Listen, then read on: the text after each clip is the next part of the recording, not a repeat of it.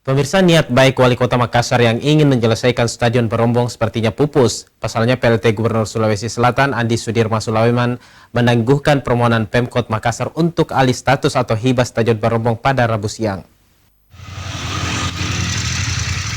Niat baik Wali Kota Makassar yang ingin menyelesaikan Stadion Barombong sepertinya ditangguhkan. Setelah adanya pertemuan Dani Pomanto selaku Wali Kota Makassar dengan Andi Sudirman Sulaiman selaku PLT Gubernur Sulawesi Selatan. Pertemuan tersebut dilakukan secara tertutup di rumah jabatan PLT Gubernur Sulawesi Selatan yang terletak di Jalan Baso Daengawing, Kota Makassar sejak pukul 13.00 sampai pukul 16.00 waktu Indonesia Tengah. Usai pertemuan tertutup, Dani Pomanto enggan menyatakan jika permintaannya ditolak. Dani mengaku jika Pemprov maupun Pemkot bersepakat untuk menyelesaikan Stadion Matoanging terlebih dahulu. Setelah itu lanjut ke pembangunan Stadion Barombong. Tadi kami sepakat bahwa selesaikan dulu Stadion Matoanging, baru kita Stadion Barombong. Itu sepakatannya tadi.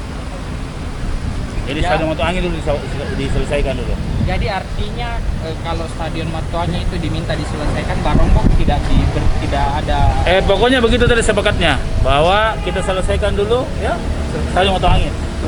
Insya Allah setelah itu kita sama-sama review Stadion Barombong. Pada pertemuan tersebut, Andi Patiwara selaku Kepala Dinas Pemuda dan Olahraga atau Kadispora Makassar juga ikut serta membawa surat permohonan alih status atau hibah Stadion Barombong tersebut.